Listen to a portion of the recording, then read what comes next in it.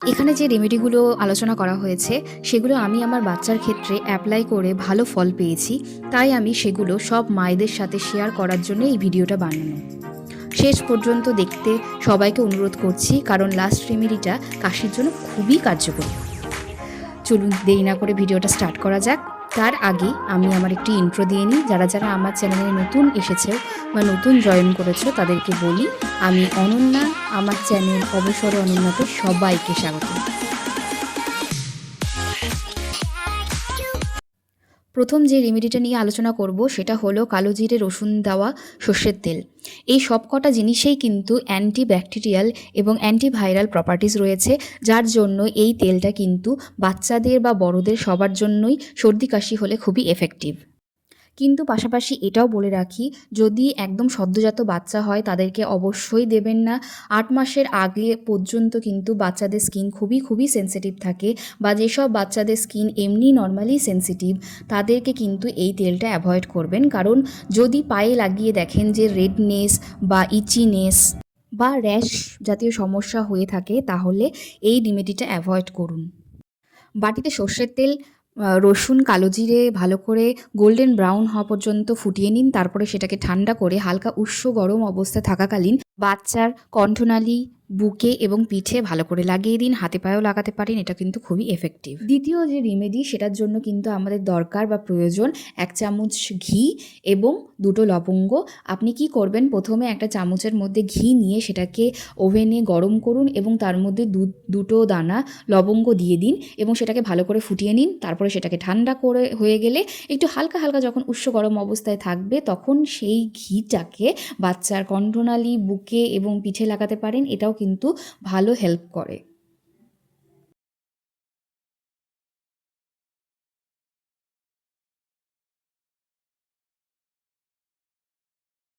Third number যেটা নিয়ে আলোচনা করব সেটা হচ্ছে আজওয়াইনের পটলি, মানে জোয়ানের পটলি। এটা যে কোনো বয়সের বাচ্চাদের ক্ষেত্রে খুবই এফেক্টিভ। কারণ যাদের ধরুন নাকে সর্দি জমে গেছে, নাক দিয়ে ঠিকমতো নিঃশ্বাস নিতে পারছে না, তাদের জন্য কিন্তু এটা খুবই খুবই এফেক্টিভ।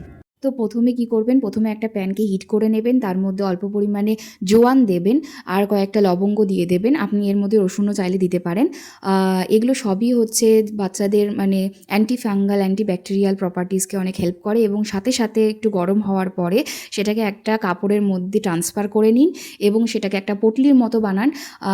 এবার সেই পটলিটা যখন বাচ্চা ঘুমিয়ে পড়বে তার নাকের কাছাকাছি রেখে দিন, যাতে সেটার যে ওই গন্ধটা, জোয়ানের যে গন্ধটা, সেটা বাচ্চার নাকের থ্রু দিয়ে গেলে বাচ্চার যে নাক বন্ধটা সেটা অনেকটা খুলে যাবে, ফলে ব্রিদিং প্রবলেম হচ্ছিল সেটা অনেকটাই ঠিক হয়ে যাবে। সেই জন্য যদি নাকে সর্দি জমে থাকে বা সর্দি হয়, তাহলে কিন্তু এই পটলি খুবই খুবই এফেক্টিভ। 4 নাম্বার যে পয়েন্টটা রয়েছে এটা কোনো রিমেডি নয়, এটা কম্পালসারি। যখনই শীতকাল পড়তে শুরু করবে তখন থেকে কিন্তু বাচ্চাদেরকে ঠান্ডা গরম মিশিয়ে জল খাওয়াবেন। তাতে কি হবে, বাচ্চাদের ঠান্ডা জল খেয়ে ঠান্ডা লেগে যাওয়ার যে সম্ভাবনা থাকে সেটা অনেকটাই কমে যায়। সেই জন্য যখনই বাচ্চাকে জল দেবেন, ফুটিয়ে ঠান্ডা করে রাখা জলের সাথে অবশ্যই গরম জল মিশিয়ে রাখবেন। সেই জন্য একটা থার্মাল ফ্লাস্ক অবশ্যই সবসময় ক্যারি করবেন। এইটা কিন্তু খুবই খুবই ভালো। আমি সেই জন্যই এটা ভিডিওর মধ্যে অ্যাড করেছি।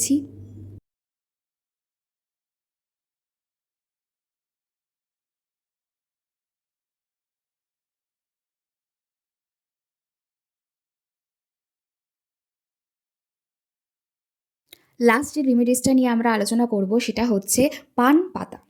হ্যাঁ, এটা আপনি যে কোনো বয়সের বাচ্চাদের ক্ষেত্রেই অ্যাপ্লাই করতে পারেন, কারণ পান পাতার মধ্যে অ্যান্টি ইনফ্ল্যামেটরি প্রপার্টিস রয়েছে, যেটা হচ্ছে বাচ্চাদের কাশি সর্দি হলে সেটা অনেকটাই ঠিক করতে হেল্প করে। 4-5 বছরের বাচ্চাদের ক্ষেত্রে কিন্তু আপনি পানের পাতা বেটে সেটা থেকে রস বের করে তার সাথে মধু মিশিয়ে আপনি সেটা বাচ্চাদেরকে খাওয়াতে পারেন। সেটাও কিন্তু কাশির জন্য খুবই এফেক্টিভ। এই ভিডিওতে যেটা দেখানো হয়েছে সেটা প্রথমে পান পাতাকে ভালো করে পরিষ্কার করে তার মধ্যে খাঁটি সর্ষের তেল একটু মাখিয়ে নিন। তারপরে প্যানকে হিট করে তার মধ্যে কিছুক্ষণ রেখে দিন, অল্প কিছুক্ষণ। তাহলে দেখবেন একটু হালকা হালকা গরম হয়ে গেছে। এবার বাচ্চা যখন ঘুমিয়ে পড়বে, সেই হালকা উষ্ণ গরম থাকা পান পাতাটা কী করবে, আপনার স্কিনে একটু লাগিয়ে দেখুন যে আপনার সেই গরমটা সহ্য করতে পারছেন কি না। তারপরে সেটা বাচ্চার বুকের কাছে, বুকের মধ্যে সেটা কিন্তু দিয়ে দেবেন। এটাতে কি হবে, আপনার যে বাচ্চার বুকে কফ জমে থাকবে সেটা কিন্তু অনেকটাই শুষে নেবে এবং সেটা কিন্তু কাশির জন্য খুবই খুবই এফেক্টিভ। সবশেষে বলবো, যদি বাচ্চার খুবই সর্দি কাশি হয়ে থাকে তাহলে এই রেমেডিগুলোর পাশাপাশি ডাক্তারকে অবশ্যই দেখান। এবং যদি ভিডিওটা যদি ভালো লেগে থাকে তাহলে অবশ্যই যারা নতুন নতুন মা হয়েছে বা যেসব মারা রয়েছে তাদের সাথে ভিডিওটা প্রচুর প্রচুর পরিমাণে শেয়ার করো, যাতে এই রেমেডি সবার কাছে পৌঁছায়, সবাই তাদের বাচ্চার জন্য কাজে লাগাতে পারে। এটাই এই ভিডিওটার মেইন মোটিভ। তাহলে আজকের জন্য এইটুকুই। দেখা হচ্ছে পরের ভিডিওতে। অবশ্যই যদি ভিডিওটা ভালো লেগে থাকে তাহলে লাইক, কমেন্ট এবং শেয়ার করতে ভুলো না। আর অবশ্যই আমার চ্যানেলটাকে সাবস্ক্রাইব করে রেখো পরবর্তী নতুন ভিডিও পাওয়ার জন্য।